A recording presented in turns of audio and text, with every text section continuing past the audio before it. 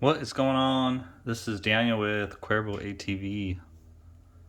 Today we are talking about override transmissions, how they work, some of the issues with them, or what can happen, how to use them properly. Try to go over a few things. Haven't really prepped too much on this one, but before this goes in a motor, I figure I would get it done. So we've done a lot of these transmissions in the past for a bunch of different customer ranges, and they've been very successful. It took quite a while to figure out how to do them to make them live. Um, there's some shops that are still doing them and doing them not very well, or they have major issues with wearing out. So most of our customers are getting probably 4 years out of them before they have to go in and do maintenance. Most commonly, though, the motors that these are in are coming out.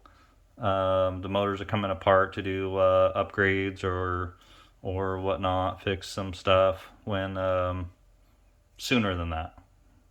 So I'll kind of talk about that as far as like what is normal maintenance for these. In the 4 year range, 5 year, you start pushing 5 years, you start looking for wanting to kind of do a full rebuild on them.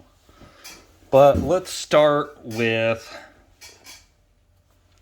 operation. So this transmission in front of us is a 234 transmission.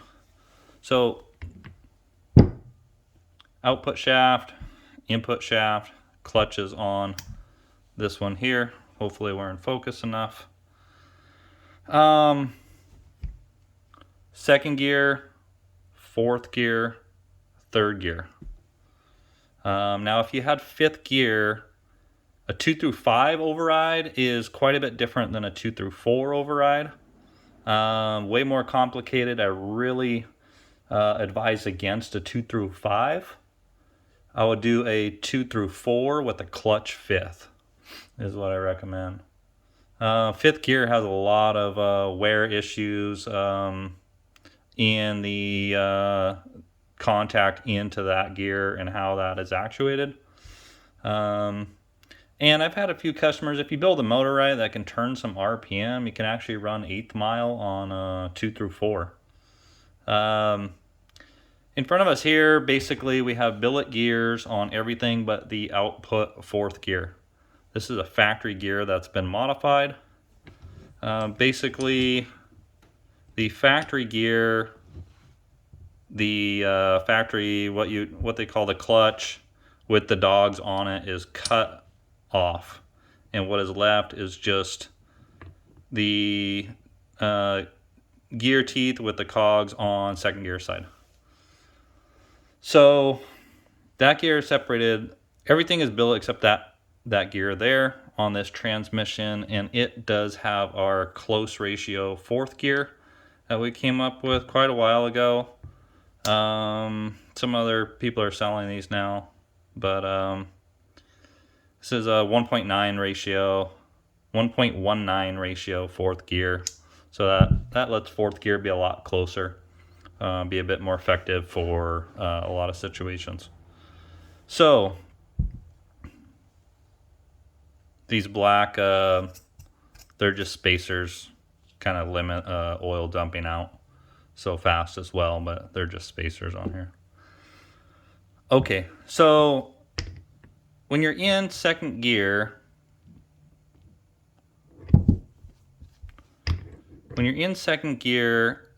both the how do you say? To attach second gear, it's just free spinning. To attach it to the shaft, this fourth gear gets pushed over, and now it is gonna rotate the shaft. That's what makes that shaft rotate. When you shift down in a second, that is what is pushing over and clicking over. There is a spring behind here. it's kind of hard to see right there. We try to keep that spring as light as possible, but still carry the weight of the gear itself. There is also a there's also a stop welded on that shaft, so this gear cannot push any further out than that. And this clutch has a notch in it to clear that weld. Okay, so the operation of the override and how it works is the override comes from one gear ratio overriding the next gear ratio. And you see a ramp on that dog there. So your torque side is this side, your override side is the back side. So when you're under power, second gear is turning, rotating this way. When you're in second gear and you shift to third, you are going to stay in second gear and energize third gear. And when you energize third gear, now this starts to rotate. And this gear actually spins backward. If you see that, you're under torque, under power there, energize third. Now this gear ratio spins faster than this gear. And you see it pushes up that ramp and pushes this gear out. Now, for a moment, you were in both second gear and third gear at the same time for a very split second. So you have no loss of power on the shift. It is always under power. So that third gear ratio overrides. This slides out into a static position. So now we're rotating on third. Now when we go third to fourth, what is happening on this side is this is shifting over. Kind of same thing as here. The power is released here when fourth gear is driven faster, and that pushes over to a static state, which is that L shift fork is helped out by a spring here that goes on that shift fork. So it helps it out, pushing it out. It does happen so fast, but it also holds it in that position with just a very little bit of pressure. So your third gear, fourth gear shift, we have another gear that's separated here. So here's third gear. Here's the fourth gear clutch, or third gear clutch basically. So this is going to come over, grab that, it's going to override that gear ratio, spit out this clutch. So now you are just driven by this fourth gear. So you see the dogs on this fourth gear, they are back cut a little bit to hold that gear in under torque, as the others are as well. But you see how it doesn't have a ramp on it? That means that you can drive around in fourth gear. In second gear, you can't backload. You probably heard that word, backload. Loading will push up that ramp and put pressure on that shift fork.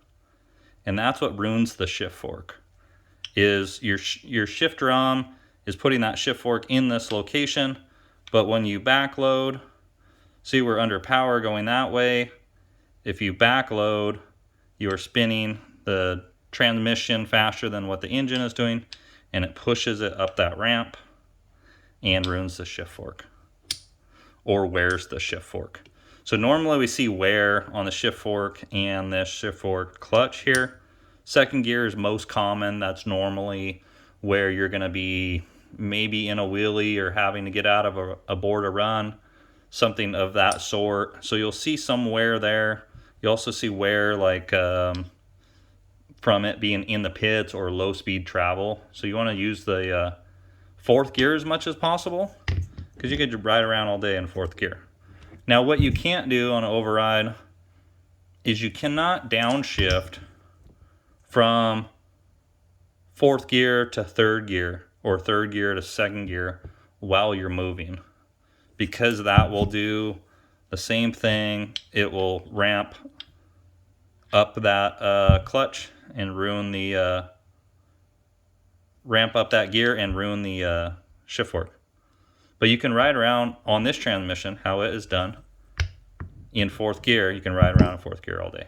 Now you can shift, a lot of people don't know this, but you can shift from second gear into neutral and just relieve the torque off of that. So say you're in the pits or in staging or on the hill or sand or whatever, you can ramp up in second gear, meaning go from 0 to 15 mile an hour and actually click down into neutral and let the bike coast. Would actually be better than riding the clutch kind of on and off of that ramp there. Okay, so on wear, if we take a motor apart and it's been together a couple of years, normally we will machine or recondition this 2-3 shift fork and put a new shift fork on there. That'll have the most wear. Recondition it or replace it, a couple $100 in parts, and make it fresh again. That is kind of the normal maintenance we do. These billet gears, they do pit over time. Some guys do transmissions on OEM gears or OEM heat treated gears, and I have not seen as much success with that. We've shattered a few second gears, completely broken a lot of third gears from that. I think it's more of how we build our motors. We have a lot more RPM on them at that level. So everything I've built for the last probably 10 years now have all been on billets except for that factory output. I did one transmission for a guy that was actually only a second gear, third gear override with a clutch fourth, and that one was on an OEM cryo treated gear. It was just under 100 horsepower EFI bike, and that one's been living. That one was for a special use application where they race that bike on a fairly short hill where they don't really use fourth. It just goes second, third gear on that. So to allow him to, just like this right here, so third gear, instead of having that back cut in it, was straight cog on both sides, and that allowed him to decel in third gear, clutch up to fourth. So what else can we say? So issues with how some people build the transmissions. Too heavy of a spring between second gear and the fourth gear output. If you're too heavy on that spring is always pushing pressure on your shift fork. So anytime you're running in gear, you have a ton of pressure on that shift fork, and it wears the side of the shift fork or creates a lot of heat right away because it's just thrust pressure there. So we try to stay as light as we can on that. Now, some places build the transmission where there is a heavy spring also behind this shift fork clutch. Between third gear and this clutch here, there would be another spring there. So that shift fork wears super fast from that company because you have wear on both sides of the shift fork. So you're wearing when it's in second gear, you're wearing when it's in third gear. Some of them I've seen don't have a stop in them, and they just use two springs, and the springs somewhat center this this floater clutch, and it will wear out both sides of that really fast as well because there's no definitive stop on where that spring pressure is going to send it. So instead of doing the spring in between here, that is what the spring here is, and that is what makes it live. So decided to do this video, kind of overlay these because I don't have time to do these anymore. So I hope some other people will catch on and maybe use this info to improve their setup. There's a lot of guys who are doing these out there. Just don't, I have too many things going on anymore. I'll still do them for local guys. So the shift drum itself. So this transmission, second, third, fourth gear. What I do is weld a stop on here. So this is the channel for the L shift fork. So this is engagement of second gear. This would be first gear, like neutral first gear. And then down here, it would be where that shift fork would rotate when it's in reverse. So I want to do a neutral down. You still have, I still leave the shift star the same, so you do have a half step. You won't ever find it again though. Meaning like when you go and shift it into gear, you just forget that it's there. You don't have to worry about welding in the shift star. It doesn't matter or affect anything. So you shift right through it. So neutral all the way down into second gear. That shift fork moves into third gear. And once you're in third gear, this is the third to fourth shift. So the third to fourth shift, this whole channel is opened up. I have to do these by hand. I don't have a setup to machine those out on a lathe, or just don't have the batch to do enough of them. So I just cut them by hand. But they're not the prettiest, but they work. So it needs to be in both gears at the same time because it's moving two shift forks at the same time. That's why this one is just moving that same shift fork to do both gears. But when you get to here, it's actually moving two at the same time. So this one needs the ability to move. So we're cutting all the way open, allowing that to move. That's why that spring is there, because it is going to hold that shift fork up against this side when it has movement. So on fourth gear actuation, this is the ramp of the C shift fork when it is coming over. And, oh my goodness. Okay,